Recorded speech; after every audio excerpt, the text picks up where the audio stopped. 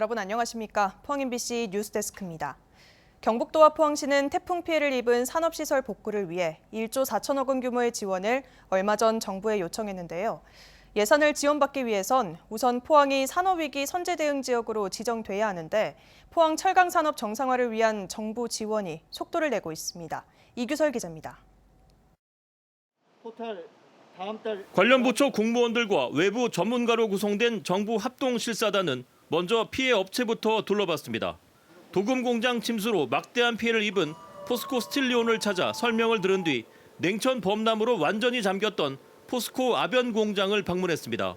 피해가 얼마나 심각한지 그리고 현장에서 가장 필요한 것은 무엇인지 직접 확인하고 도움을 주기 위해서입니다.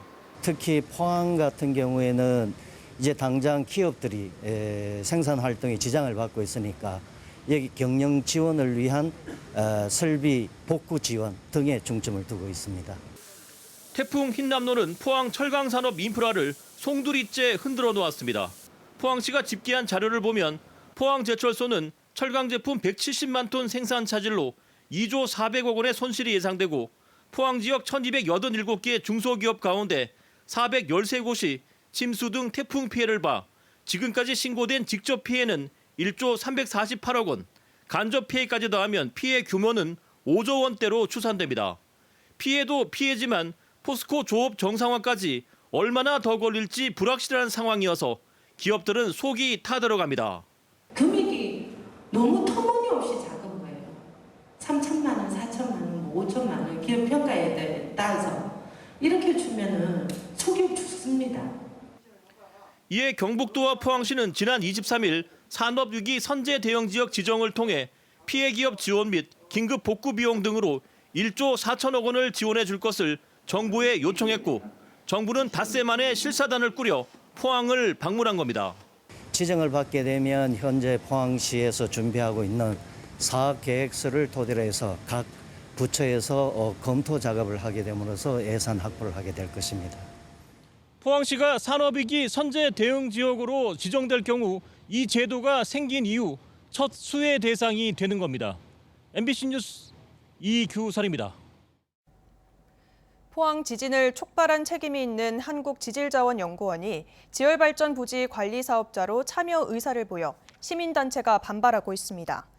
포항 촉발지진 범대위에 따르면 산업통상자원부가 다음 달 7일까지 포항 지열발전 부지 안전관리사업 수행 기관을 모집하는데 한국지질자원연구원이 사전 사업 설명회에 참여했습니다.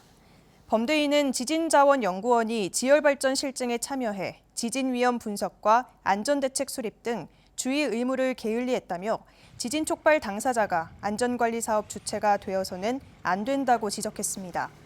한편 산업부는 200억 원의 예산으로 지열발전 실증 부지 내 지진안전종합센터를 건립하고 안전관리, 관찰 시스템 고도화, 재난 예방 교육, 기념 공간 조성 등을 담당할 수행 기관을 모집합니다.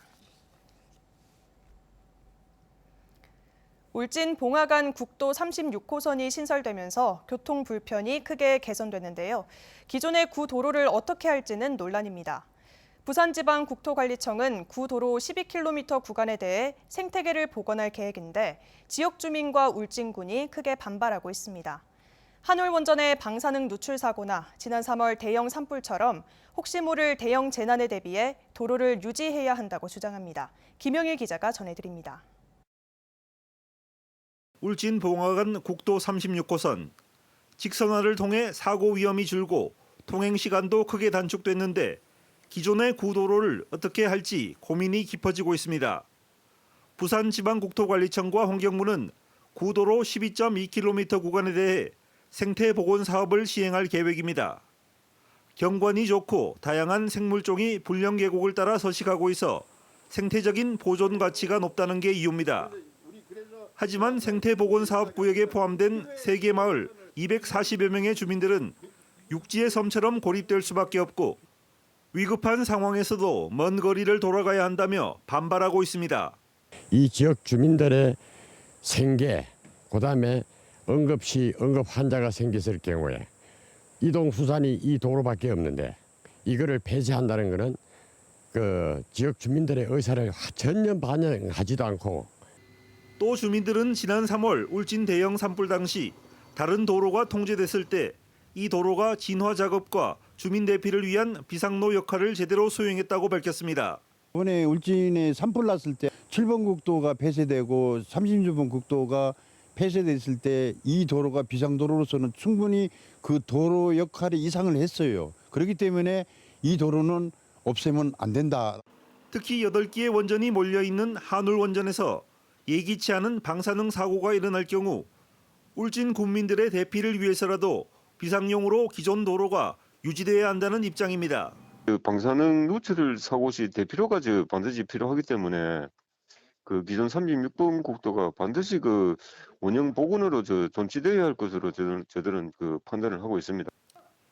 울진군은 지난달 생태복원 사업에 대한 반대 입장을 부산지방국토관리청에 전달했고 지역 주민 천여 명도 반대 서명 운동에 동참했습니다.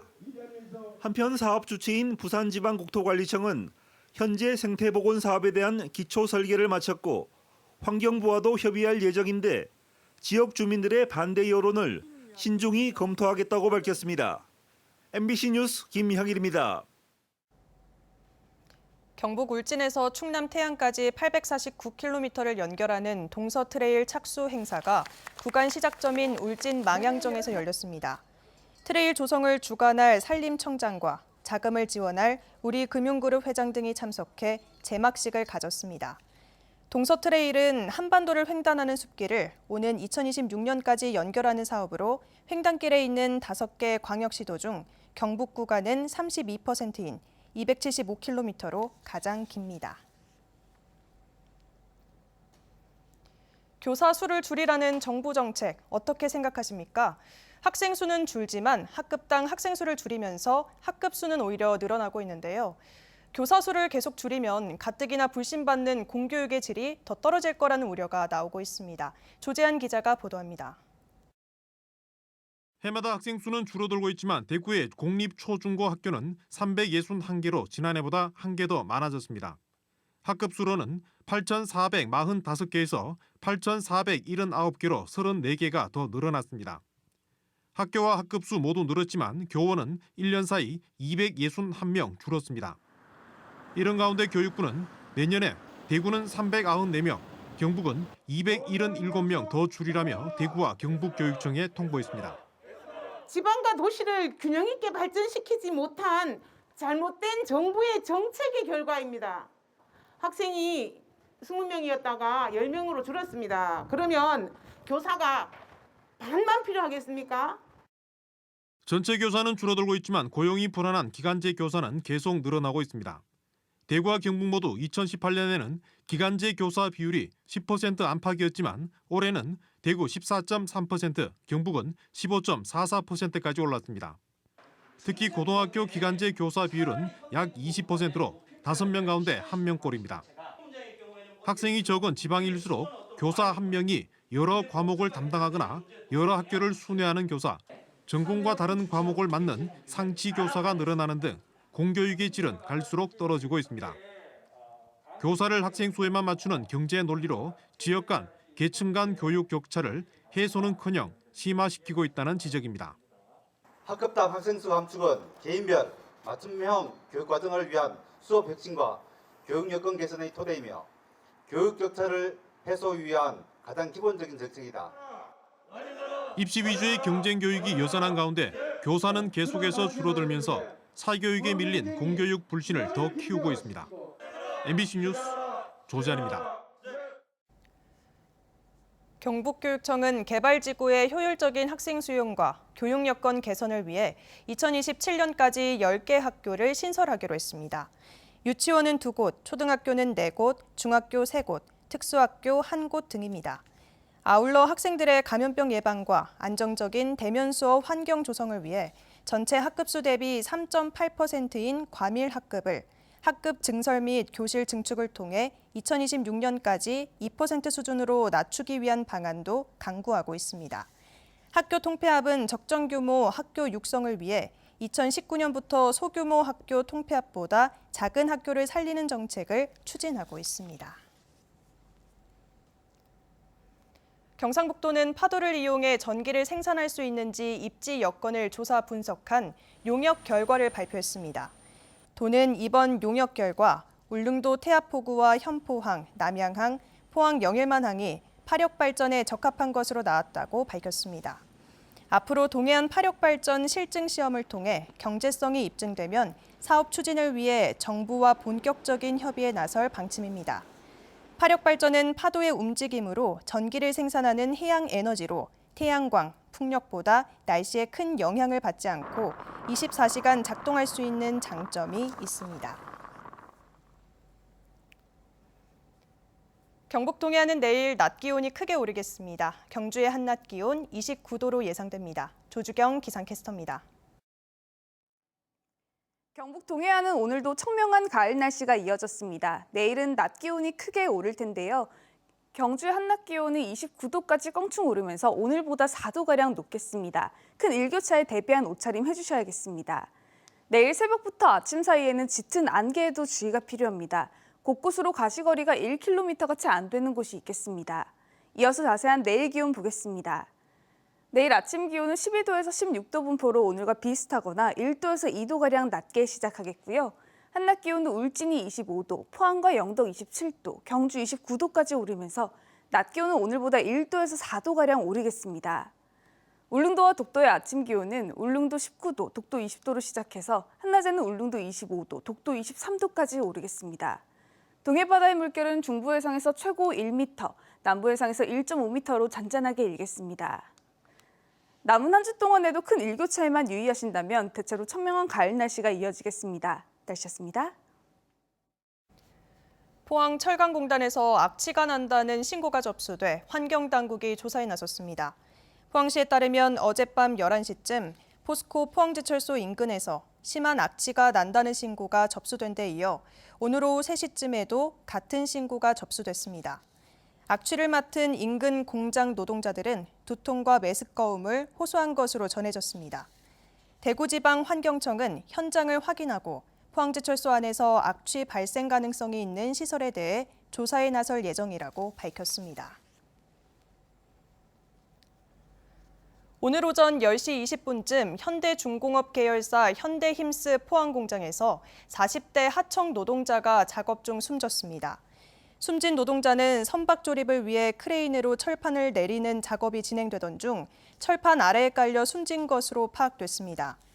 고용노동부는 해당 공장에 작업 중지 명령을 내리고 산업안전보건법과 중대재해법 위반 여부를 조사하고 있습니다.